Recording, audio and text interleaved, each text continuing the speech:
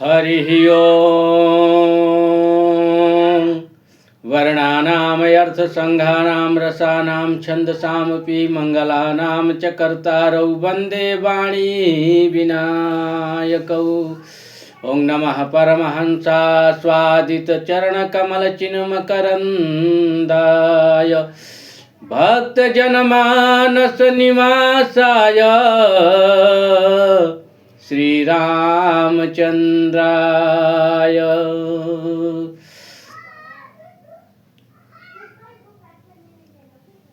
हरिः ओं। मनोजवं मारुततुल्यवेगं जितेन्द्रियं बोधिमतां वरिष्ठं वातात्मजं वानरयूथमुख्यं श्रीरामदूतं शरणं प्रपद्ये।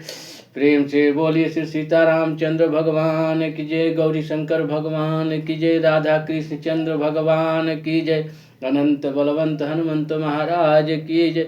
सब देवतन की जय, सब संतन की जय, सब भक्तन की जय। सिया राम मैं सब जग जानी,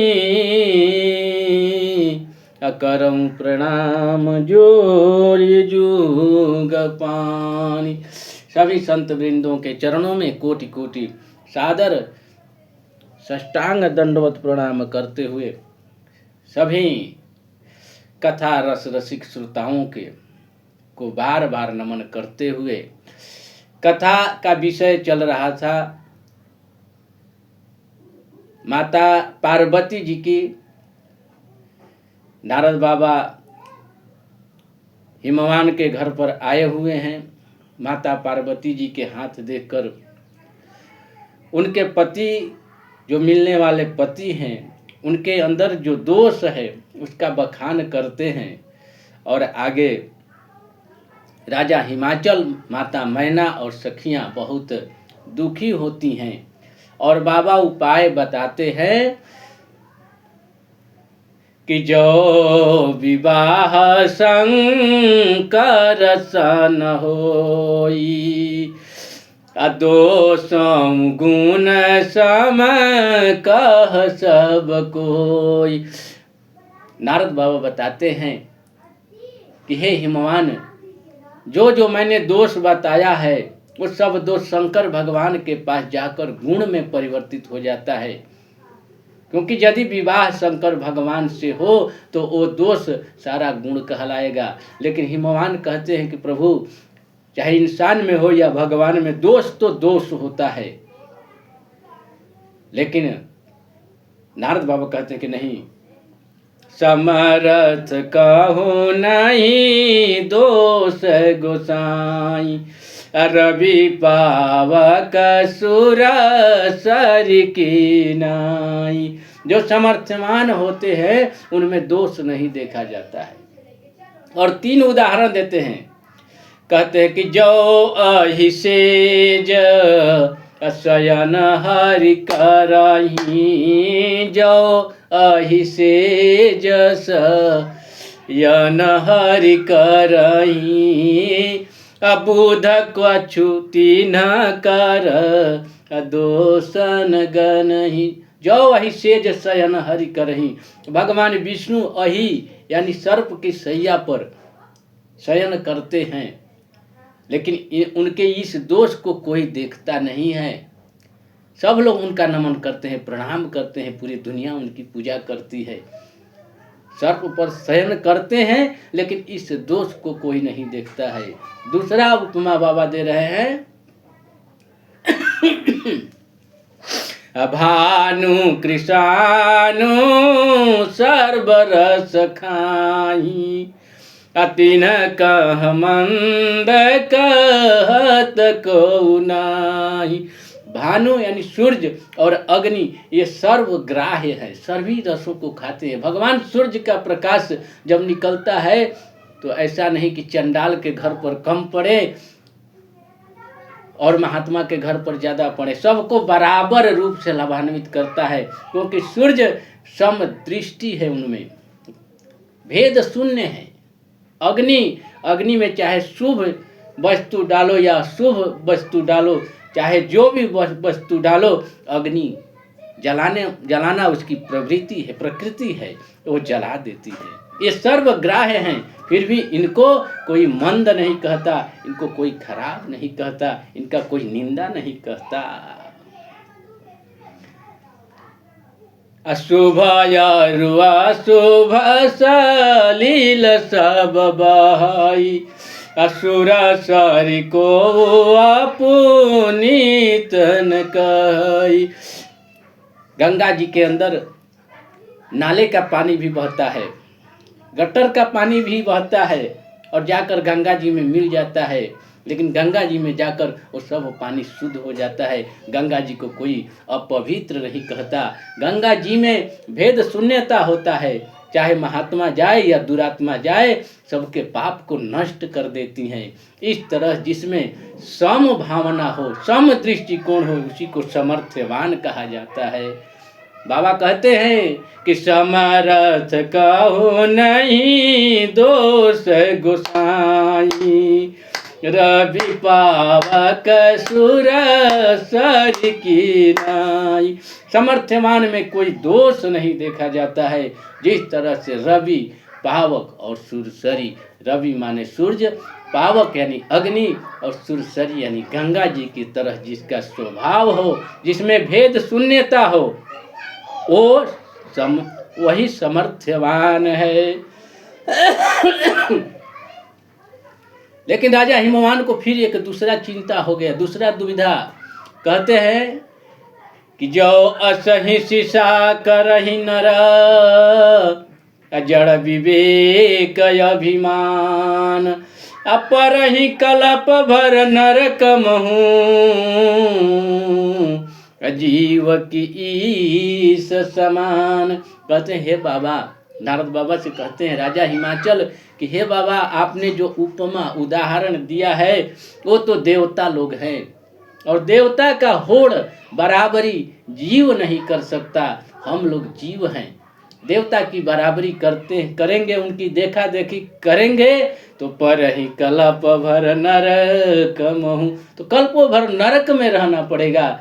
इसलिए हे बाबा, उपमा तो आप सभी देवता का ही दे रहे हैं, हम लोग जीव हैं, फिर उनकी बराबरी हम कैसे कर सकते।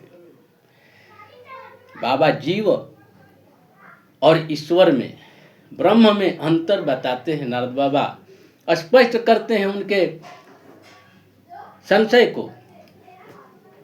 कहते हैं बाबा श्री नारद जी कि सुर सर जल कृत बारुनि जाना, कबहु न संत करहि तेहि पाना।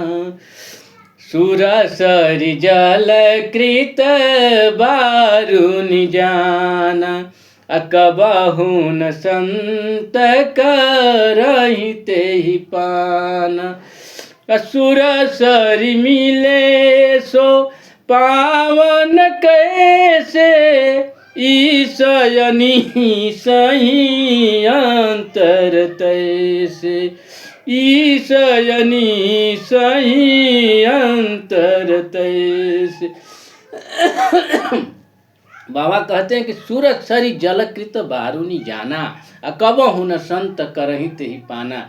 यदि कोई दारू बनाने वाला कंपनी केवल गंगाजल से दारू निर्मित करे, जल के जगह पर गंगाजल का प्रयोग करे, सूरज सरी जलकृत बारुनि जाना, यानी गंगाजल, जल के जगह पर गंगाजल का प्रयोग करके दारू बनाए और किसी संत को ले जाकर कहे कि बाबा ये लीजिए, मारिए एक पैक, तक कबहु न संत करहि तेहि पाना।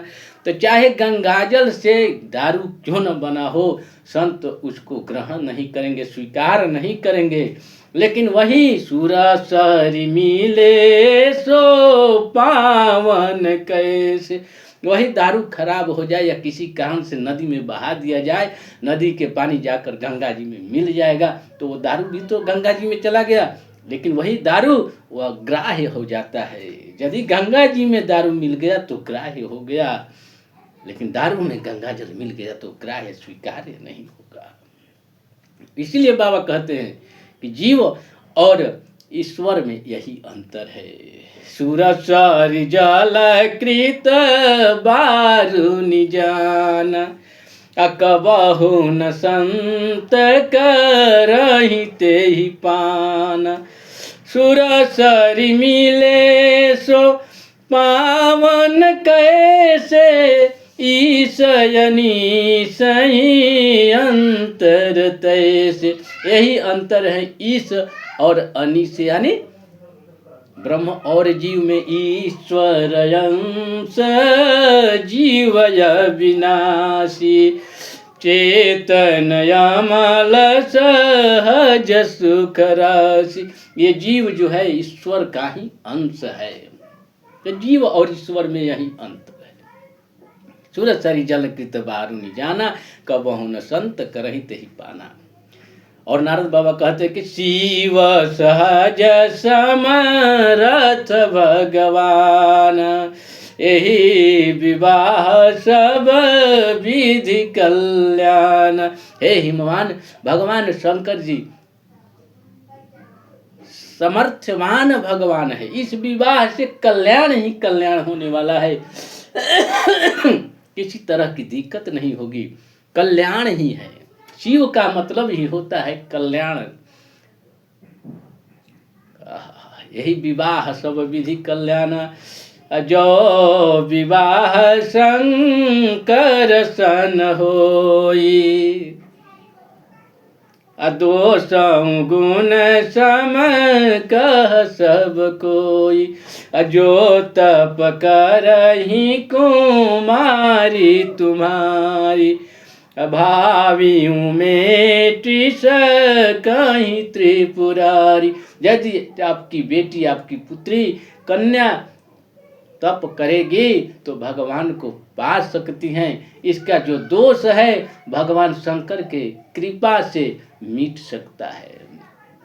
जो तप करहि कुमारी तुम्हारी, अभावियों में टिस कहीं त्रिपुरारी। इस भावी को, इस होनी को भगवान शंकर जी मिटा सकते हैं। यदि आपकी बेटी भगवान शंकर की तपस्या करे, भगवान शंकर की सेवा करे तो बाबा कहते हैं कि दुराराध्य पै अहि महेशु, आशुतोष पुनि किए कलेशु। कहते हैं भगवान शंकर की आराधना तो कठिन है, लेकिन ये ऐसे भगवान हैं, इनका नाम आशुतोष है। आशु माने तुरंत, तोष माने संतुष्ट हो जाना। जो तुरंत संतुष्ट हो जाते हैं, तुरंत अपने भक्तों की मनोकामना पूर्ण कर देते हैं, वही है आशुतोष। कहते हैं दुराराध्य पै अहि महेशु, आशुतोष पुनि किए कलेशु। भगवान शंकर मनोकामना तुरंत पूर्ण करते हैं। इच्छित फल बिनु शिव अवराधे, अलहियन कोटि जोग जप साधे। मन वांछित फल, इच्छित फल जो है शंकर भगवान के आराधना के बिना प्राप्त नहीं हो सकता है। चाहे कितना योग जप कर लो, लेकिन भगवान शंकर के आराधना के बिना मन वांछित फल की पूर्ति नहीं हो सकती है। तुलसी बाबा लिखते हैं रामचरितमानस में कि इच्छित फल बिनु शिव अवराधे, अलहियन कोटि जोग जप साधे। और कहते हैं नारद बाबा कि यद्यपि वरय अनेक जग माही, यही कह शिव तजी दूसर नाही। दुनिया में बहुत से वर हैं, दुल्हा है, लेकिन इनके लिए भगवान शंकर के अलावा कोई दूसरा नहीं है। यद्यपि वरय अनेक जग माही, यही कह शिव तजी दूसर नाही। इनके लिए शिव के अलावा कोई दूसरा वर नहीं है। ऐसा कहते हुए नारद बाबा राजा हिमाचल को समझाते हैं और कहते हैं अस कही नारद सुमिरी हरि अगिरि जहि दीन्हि आशीष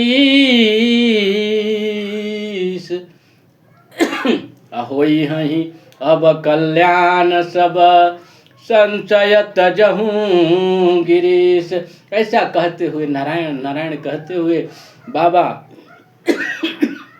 नारद बाबा समझाते हुए राजा हिमाचल को और माता पार्वती जी को आशीर्वाद देकर अपने लोक को पधार गए, चले गए। और यहाँ नारद बाबा तो उपदेश देकर चले गए, लेकिन जब माता मैना जी अपने पति हिमाचल से एकांत में मिलती हैं तो कहती हैं, हे पतिदेव, नारद बाबा क्या कह रहे थे, हमारे समझ में नहीं आया। अपति ही एकांत पाई कही मैना अनाथ न मैं समझी मुनि बैना। माता मैना कह रही है हिमाचल राजा से कि हे पतिदेव, हे स्वामी, नारद बाबा क्या कह रहे थे वो हमारे समझ में उनकी बात नहीं आई। पति ही एकांत पाई कही मैना नाथ न मैं समझी मुनि बैना। जो घर बर कुल हो ही अनुपा अकरिय विवाह श्रुताय अनुरूप। जो घर बर कुल, यदि घर बर कुल खानदान अच्छा हो तभी बेटी का विवाह करना चाहिए, करिए। क्योंकि लड़की वर देखती है, माँ धन देखती है और पिता खानदान देखते हैं। तीनों का तीन दृष्टिकोण होता है। माँ बेटी का दृष्टिकोण होता है कन्या का, वर की सुंदरता, माँ का उसका धन और पिता उसके खानदान की जांच करते हैं, अच्छे खानदान की हो। जो घर बर कुल हो ही अनुपा अकरिय विवाह सुताय अनुरूप। अनत कन्या बरु रही कुंवारी अनाथ उमा मम प्राण पियारी। नाथ उमा मम प्राण पियारी। कहते हैं घर बर कुल यदि लड़की के अनुरूप, कन्या के अनुरूप है तभी विवाह किया जाएगा, नहीं तो हमारी बेटी कुंवारी रह जाएगी। लेकिन मैं विवाह नहीं करूँगा, विवाह नहीं करने दूंगी। माता मैना कह रही हैं, भले मेरी बेटी कुंवारी रह जाए, क्योंकि उमा हमसे प्राणों से प्रिय है। अजो न मिलाही बर गिरि जहि जोगु अगिरि जड़ सहज कहि सब लोग। माता मैना कहती हैं कि यदि वर कन्या के अनुरूप नहीं मिला तो ऐसे ही सब कहेंगे कि ये हिमाचल जड़ है, मूर्ख है, स्वाभाविक रूप से ही ये मूर्ख है, मूर्खता वाला काम किया है, क्योंकि बेटी का ऐसे वर से विवाह कर दिया। जो घर बर कुल हो ही अनुपा करिय विवाह सुताय अनुरूपा। नत कन्या बरु रही कुंवारी अकंत उमा मम प्राण पियारी। ऐसे कहते हुए माता मैना राजा हिमाचल के चरणों में गिर पड़ती हैं, चरण पकड़ लेती हैं कि हे प्रभु, मैं ऐसे वर से अपनी बिटिया की शादी नहीं करूंगी, कभी नहीं कर सकती। राजा हिमाचल माता मैना जी को, अपने पत्नी को अत्यंत प्यार से समझाते हैं और कहते हैं कि सकल सोच परिहरहूँ प्रिया सुमिरहूँ श्री भगवान। अपार्वती निरमयऊ जही असोई करी हही कल्याण। कहते हैं हे प्रिय, हे प्राण प्रिय, आप सारा सोच को त्याग दीजिए और भगवान का नाम लीजिए। जिन्होंने पार्वती को बनाया है, निर्माण किया है, वही इनका कल्याण करेंगे, क्योंकि नारद बाबा का बात वचन मिथ्या नहीं हो सकता। अब रूपावक प्रगटे शशि माही, बरूपावक प्रगटे शशि माही। नारद बचन अन्यथा नाही। कहते हैं भले चंद्रमा शीतलता प्रदान करते हैं, उनमें अग्नि प्रकट हो सकती है, लेकिन नारद बाबा के वचन कभी मिथ्या नहीं हो सकता। इसलिए हे प्राण प्यारी, मैना जी से कहते हैं कि अब जो तुम ही सूता परनेहु, तो वस जाई सीखावन देहु। अब यदि तुमको अपने बेटी से प्रेम है, बेटी से नेह है, प्रेम है, स्नेह है, तो जाकर ऐसा शिक्षा दीजिए। कैसा? करए सुतप जेहि मिलहि महेश। राजा हिमाचल कह रहे हैं अपनी पत्नी को कि हे प्रिया, यदि आपको अपने बेटी से प्रेम हो, स्नेह हो, तो जाकर उनको ऐसा शिक्षा दीजिए। करए सो तप जेहि मिलहि महेशु, आन उपाय न मिटहि कलेशु। ऐसा तप करें जिससे भगवान शंकर प्रसन्न होकर उन्हें मिलें, और उनके क्लेश, इस क्लेश को मिटाने के लिए और कोई दूसरा उपाय नहीं है। इसलिए जाकर बेटी से कहो कि वो भगवान शंकर की आराधना करे। और राजा हिमवान समझाते हैं मैना जी को कि नारद बचन सगर्भ सहेतु, अयति सुंदर गुण निधि वृष केतु।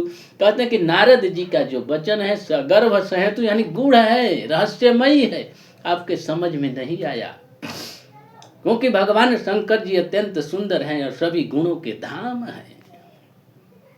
अस विचारी सब तजहु असंका, असबहि भांति शंकर कलंका। ऐसा विचार करके सारा संशय को हटा दीजिए, सारा संशय समाप्त करिए, क्योंकि भगवान शंकर जी अत्यंत सुंदर हैं और गुणों के मंदिर हैं, गुणों के धाम हैं। ऐसा जब राजा हिमवान मैना जी को समझाए तो मैना जी हृदय से प्रसन्न हुई।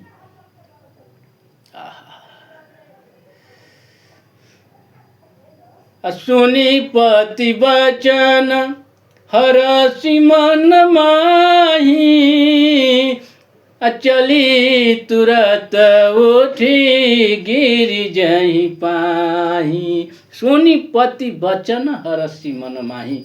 राजा हिमवान के वचन को सुनकर मैना जी अत्यंत प्रसन्न हो जाती हैं और तुरंत उठकर बेटी के पास जाती हैं, माता पार्वती जी के पास जाती हैं।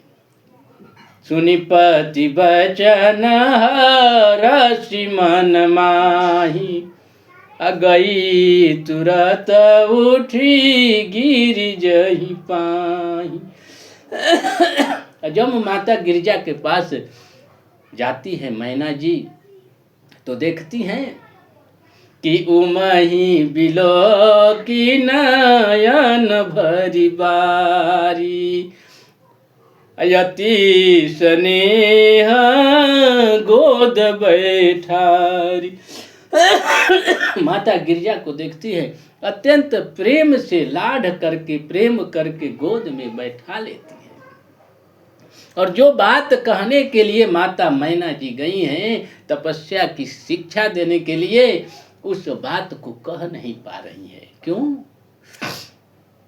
क्योंकि माता पार्वती जी अत्यंत सुकुमार हैं, उस समय एकदम सुकुमारी हैं, उम्र कम है, इसलिए उस बात को कह नहीं पा रही हैं। माता मैना पार्वती मैया को गोद में बैठा लेती हैं और लाड़ प्यार करने लगती हैं। आंखों में आंसू भरा हुआ है। अबार बार ले ती उरलाई, अगद गद कंठन कछु कही जाई। बार बार गले से लगा रही हैं, हृदय भर आया है और जो कहने के लिए गई हैं मैना जी वो कह नहीं पा रही हैं। इतना छोटी बेटी को मैं कैसे वन में जाकर तपस्या करने के लिए कहूँ? भला कोई माँ अपने बेटी को कह सकती है? नहीं कह पा रही हैं, आंखों में आंसू हैं और बार बार गले से बेटी को लगा रही हैं माता मैना। लेकिन माता पार्वती जी समझ गई माँ के भाव को और तुलसी बाबा लिखते हैं कि जगत मातु सर्वज्ञ भवानी, मातु सुखद बोली मृदुबानी। जगत मातु सर्वज्ञ भवानी, जगत की माता है पार्वती जी। माता भवानी जगत की माँ है, सबके भी अंदर की बात को अंतर्यामी है, जानने वाली है। तो माता पार्वती जी ने माँ के अंदर के भाव को जान गई और अत्यंत सुखप्रद वाणी बोली, जो माँ को अच्छा लगे, यानी माता मैना को जो वाणी अच्छा लगे वो मैया पार्वती जी ने बोला। क्या बोली माता पार्वती जी? माता जी से कहीं कि सुनहु माँ तुम्हें दीख यस, सपन सुनावहु तो ही, अगौर वर्ण सुविप्रवर असउपदेश ही मोहि। माता जी से कहती कि हे माँ, मैंने एक स्वप्न देखा है, रात को मैंने एक स्वप्न देखा है, वो स्वप्न आपको बता रहा हूँ। एक गौर वर्ण के विप्र हैं, ब्राह्मण हैं, वो हमको उपदेश दे रहे हैं। क्या उपदेश दे रहे हैं? माता मैना ने पूछा कि बेटी वो आपको क्या उपदेश दे रहे हैं? तो आगे की कथा, वो उपदेश नेक्स्ट कथा में, कि वो गौर वर्ण के जो ब्राह्मण माता भवानी के स्वप्न में दिखे और उन्होंने क्या उपदेश दिया, उसका वर्णन आगे की कथा में होगी। तब तक के लिए विराम। आप सबों को प्रणाम। जय जय श्री सीताराम, जय जय श्री राधे श्याम, जय जय श्री हनुमान, जय श्री परशुराम।